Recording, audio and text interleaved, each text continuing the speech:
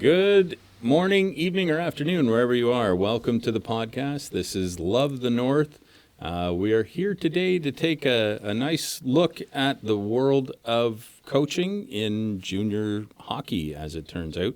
I'm joined tonight by two rather accomplished coaches. We'll learn more about them as the night goes on. Ryan and Joel.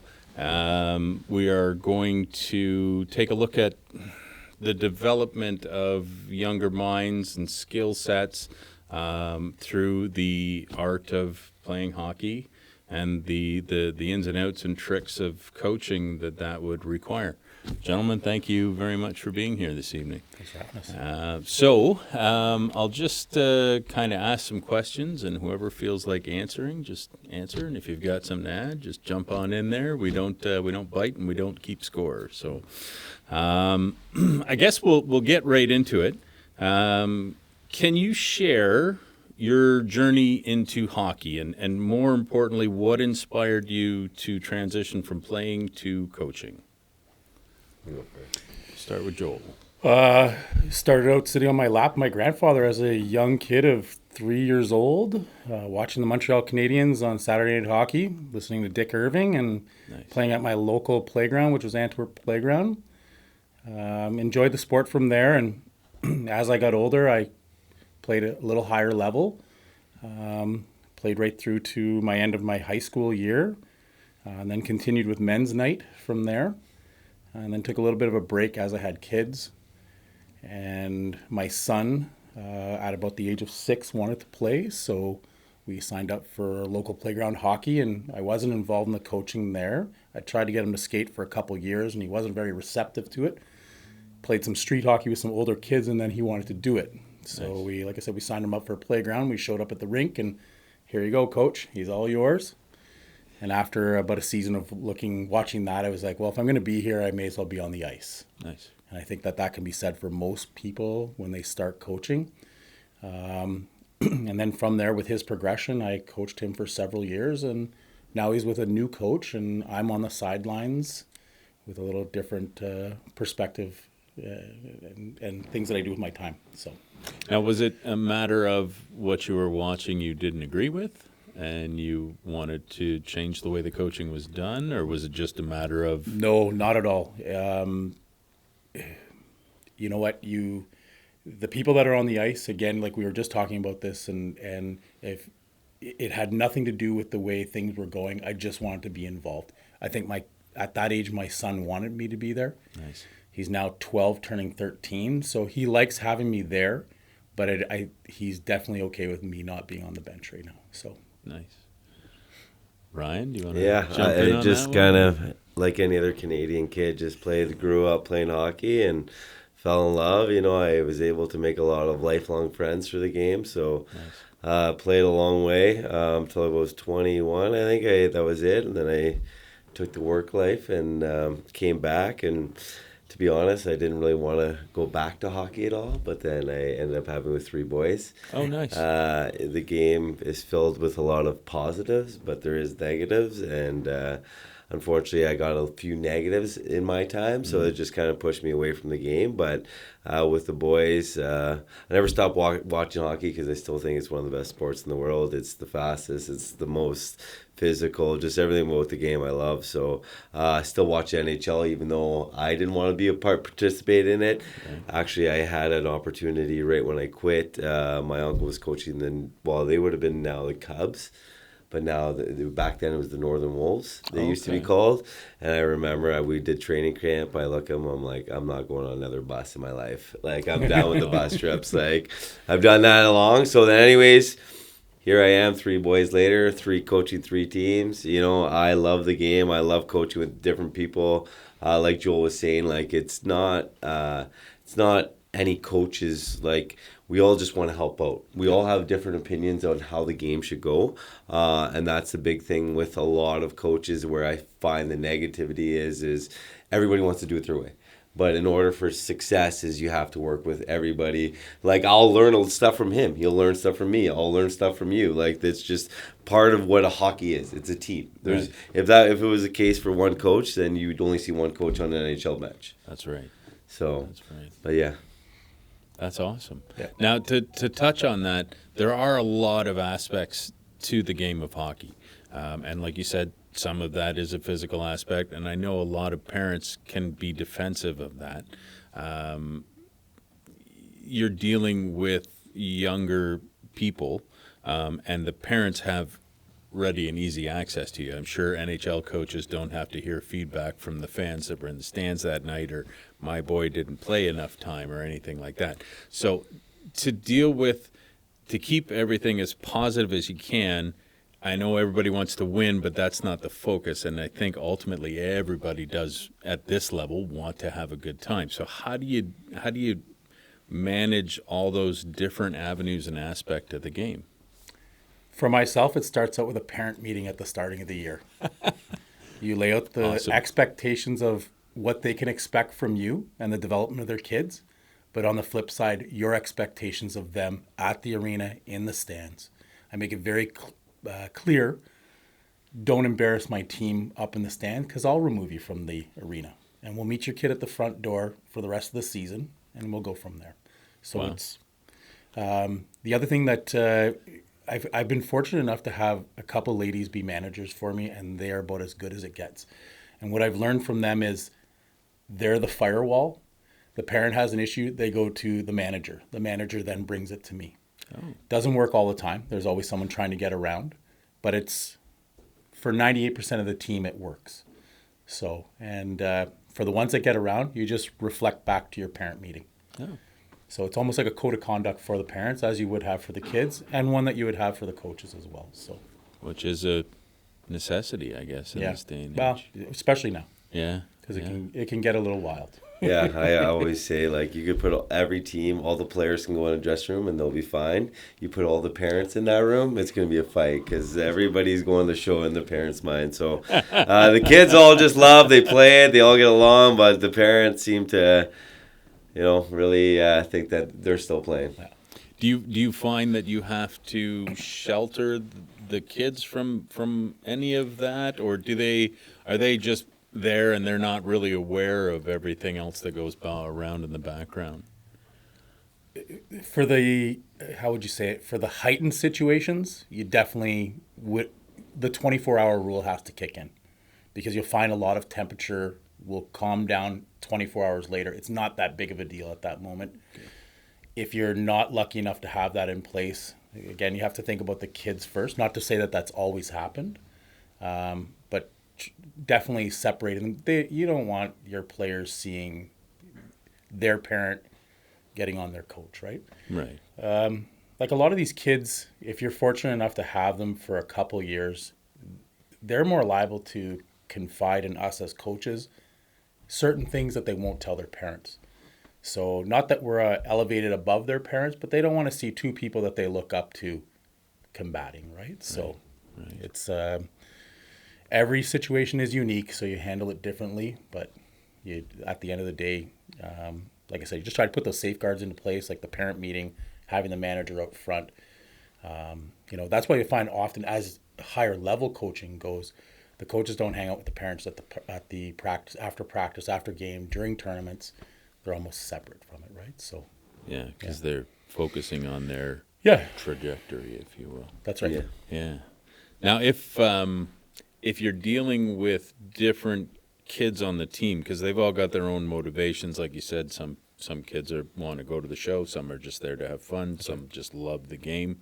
How do you coach in such a way to positively affect everybody in that spectrum, if you will? Well, at the end of the day, hockey will give you life lessons. So the hard work, the team aspect, we all go to our jobs or we go home. We're not always going to be perfect. So there's going to be days where kids aren't going to be perfect. So it's just being positive, making a good environment. Hopefully your teammate picks you up, because that's going to help you in your later life of your career. Absolutely. So that's the big thing is with coaching is just we definitely don't all have great days, so it's just that's what a team is for. So your teammate picks you up to motivate you to get better at practice, games, fooling around, vice versa, getting in trouble. That's what the team's for. So that's why the hockey's great, because you learn not just only how to play hockey, you learn so much life lessons. So Yeah. If you're talking also about like having, I can only speak from the house league perspective. That's all that I've ever coached. So you'll have a mixture of kids of different abilities. And again, like you said, some that they want to be there, they want to be the best. Other kids, yeah, I like doing this, I like winning, I'll put some effort in it. And other ones that are just there for friends. So it's looking back, I may have done some things differently, like put maybe the ones that are really serious together as a line and break them up into groups. That way they're developing at a quicker pace, which that's what they want. Right. So that's what's best for them, right? Where another group, like I said, that may be somewhat serious about it, again, they'll develop at their own pace. So it's again, every team is unique and every situation is unique, and I think that's what makes a good coach is someone who's able to adapt to that stuff. And Very true. Very true. Yeah. Adaptation, number one. yes, Now, what do you have a go-to team building activity other than like obviously playing the game, but while you're coaching and during practices, what do you do to help build that notion of teamwork? there's different drills. There's different stuff off the ice you could do. Like players obviously love shootouts. They love like games at the end. So that could be your motivation. I'll give you the last 10 minutes if you guys give me an hour and 20. You know what I mean? So there's different ways to motivate them to get their fun and their what they like to build, because they do a shootout. There's one game where it's like it's 10 pucks. So you have two teams split up. You do 10 puck breakaway challenge. So if you score, then the next guy goes to the next puck. But if you miss, you got to pass it. So like they're working together, because if you miss, you got to put it to your teammate quick. So it's a bond for them. So it's just the excitement of the game is it's not always about drills. Yeah. Yeah. and that's exactly what you need to do Yeah. on ice for there. Off ice or something else that I've learned as well, which is really important during my parent meeting, is I tell my parents, I've been fortunate enough to have somewhat of a group of parents always together. And anytime at the start of the year, I always tell them, do us a favor, introduce yourself to the parents that you don't know. And at the next game, everyone sit together, because when the kids see the parents sitting together, they come together. So that, and also potentially an early tournament in the year, because that really creates some bonding. Win or lose, they're there as a team. They're representing the logo on their chest. The parents are cheering for that logo. So again, it's almost like it creates an instant family almost. Nice. Do you find that a lot, that there's a real notion of family in your recent experiences or overall generally? Yeah, again, 98% of the people involved in the team are thick together. Nice. You may have one or two that go a different route, but hopefully over the year that they see the light and they come join the party. So Very cool. Yeah, like this summer we had my 20 years since I played with our team. Wow. In Owen Sound, we went down, had a golf tournament, got to see like that. So it's pretty cool. Like we live different lives. We don't talk all the time, but it was pretty fun to catch up. So that's, yeah. Yeah, 20 years on, Yeah. and you still get Yeah, together. we still talk about the stories, and yeah. That's awesome. And they probably like it picked- was yesterday. I yeah, they imagine. probably picked up like they just talked Yeah. the weekend before. Yeah, So that's awesome. Oh, yeah. That's great. How does hockey teach kids valuable life lessons beyond the rink? What do you think the biggest three things, or what are the biggest three things that you hope they take away, other than learning how to? what you put Score into it's goals. what you get out of it. Very good. So if you come with a bad attitude or not an effort that your team expects from you, that'll reflect further down the line in life. I would say being able to work as a team and follow direction. You may play a position that you don't think you should be playing, but that's where your team needs you.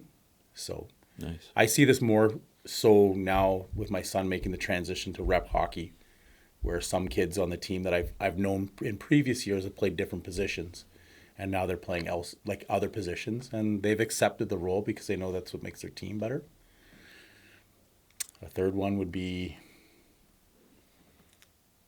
It could be I like three that. between the two of you, right? Yeah, like hard Man on the work. move. I like hard work. I like team. Well, it's team. Yeah. It's building team. You said that team, and then And learning respect. It's not only for your coaches, your teammates, the other team, the officials. That's a big one. Yeah. And we, like a lot of people say that they find it's less and less with kids. I don't know, where are these kids at? Because I realistically, the majority of teams that I've been blessed to be around with, including this year, these kids, they understand the respect that's needed. So That's a big one. Yeah. That's impressive. probably number one. Yeah. To learn that respect and Yep. to learn that, I think too that they can do certain things and still garner respect from their teammates too is a big one too. It's a big word, that respect. Yeah. I like that one. and the camaraderie, right? Like it's like I've seen instances where a player has given it their all and they've come up short, and to be consoled by a teammate, right? So it's like it's pretty impressive what young people can do. So. That's awesome. How would you say that youth hockey has changed over the years, since you Social media. Cost. Yeah, really? Cost, yeah. Yeah. Cost, social media. What kind of effect is the social media? Well, Like- just everybody's putting their kids' stuff on the line. My kid won this. My kid won this. My kid got invited here. My kid. So then it's a competition. But the best part is 7-year-old Johnny doesn't have social media, so it's the parent that's doing it. Johnny doesn't have, like, if Johnny's the one posting, then it's all for him. But like, it's I get a kick out of it because it's like you're rubbing it into people's faces that chances are they don't care. Yeah. You know what I mean? Like, if it was Johnny posting, good for Johnny, because that's his accomplishment. He won that game. He scored a goal. You know what I mean? Like, I get the grandparents online and stuff, but we don't need to know about your kid's shift. Yeah. Is it still pretty prevalent that a lot of parents are living vicariously through their children? I tell my parents, some parents on I say, if you guys would have cared this much when you were older, you'd probably be able to skate right now. I tell them, I like. Good for you. That's My mom good. passed away, unfortunately, 11 years ago. I wish she was alive to this day to explain to my son that I wasn't a bum on the ice. Because what I think I was doing out there probably wasn't the reality of it. So I need my mom to back me up. Well, this has been very excellent. I kind of want to close with some rapid fire questions, if I could, and I'll get an answer from both of you, if I could. What's your favorite NHL team of all time? The Boston Bruins. Nice. Montreal Canadiens. You mentioned that at the beginning of the show. Yes. Best piece of coaching advice you've ever gotten? I got a ton, but I'm really into a show called Ted Lasso. A lot of people say they resemble me. Like, we kind of look alike. He's very positive, mustache. He coaches a soccer team. He used to go. But his one thing is it's not about the wins and losses. It basically says, like, your job as a coach, or on and off the ice, is to get the best out of your player, the best version of who they could be. Nice. And, and sometimes it doesn't go all perfect, but if you believe in them, who else will? So I really like that quote from him, kudos. because we get everybody, like, we're not getting paid millions of dollars to coach. So wins and losses don't mean anything. We're not going to get fired for a volunteer, That's right. So everybody looks at wins and losses, but at the end of the day, we just want to make good kids, like, respectful to the next generation of kids. You know what I mean? So That's Yeah, my accounting comes in negative at the end of the year for coaching. So, for myself, anyways, I think I had... my dad told me one day, smile. So it just smiling changes the temperature in the room. The kids see that, they feed off of that. Again, like I said, I can only speak about it at the house league level. So it's a different compete level for some of the kids there.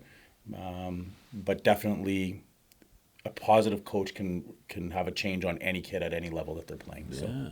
That's a big one. That one word and says a lot. Thank you. Yeah. That was really good.